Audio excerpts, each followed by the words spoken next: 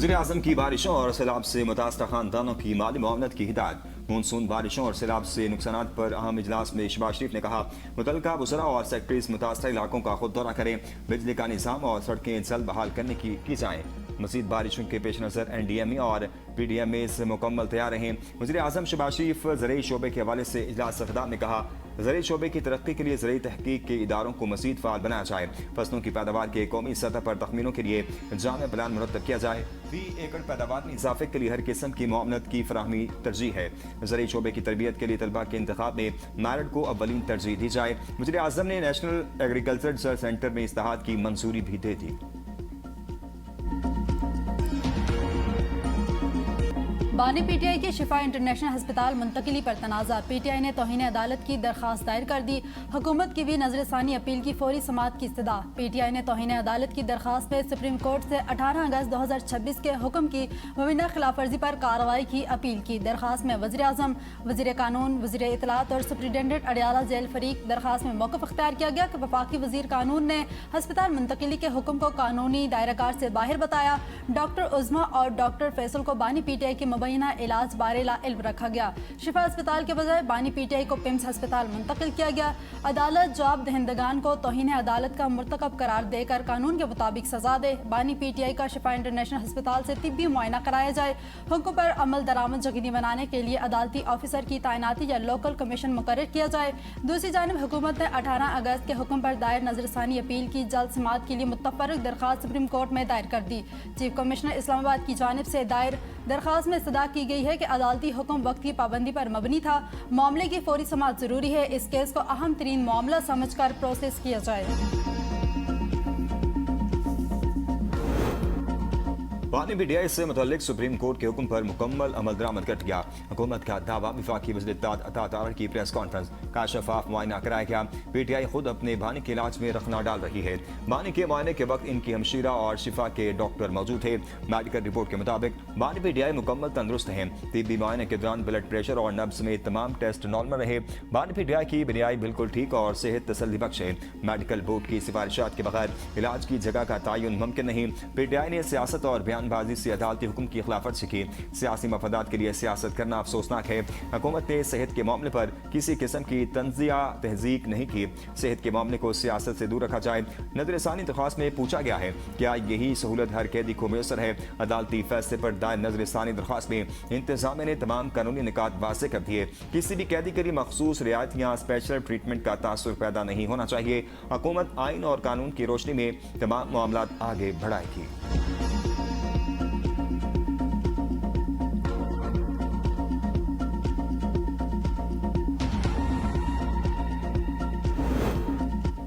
हुकूमत ने जजेस की बेतुकीरी की। PTI के खिलाफ अहकामात पर फौरी अमल होता है।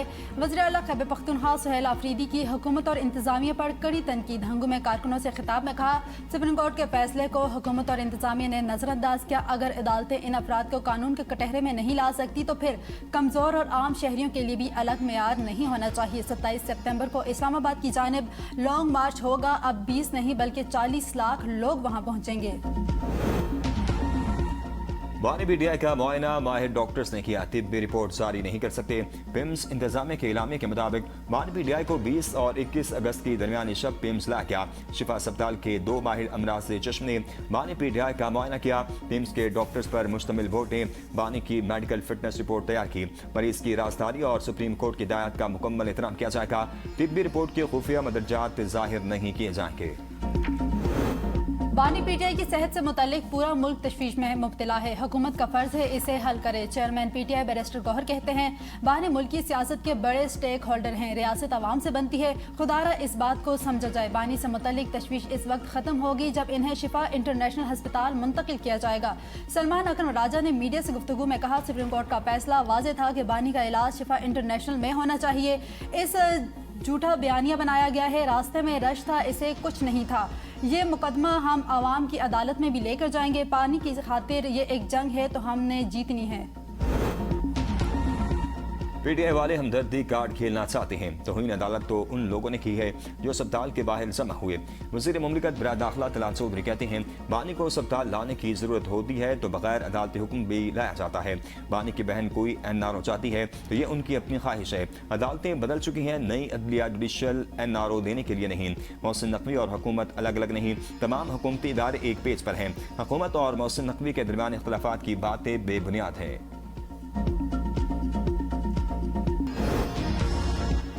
ईरान मुआहिदा करना चाहता है मगर सही मुआहिदे के लिए तैयार नहीं। ईरान में कोई सदर नहीं बनना चाहता, मुझे मालूम ही नहीं किससे बात की जाए। सदर ट्रंप की सहाफ़ियों से गुफ्तगू, कहा ईरान के पास पैसा, बहरिया और फिजाइया नहीं, वो अपने फौजियों और पुलिस एहलकारों को तनख्वाहें अदा नहीं कर रहा। ईरान में अफरात ज़र 350% तक पहुँच चुका है।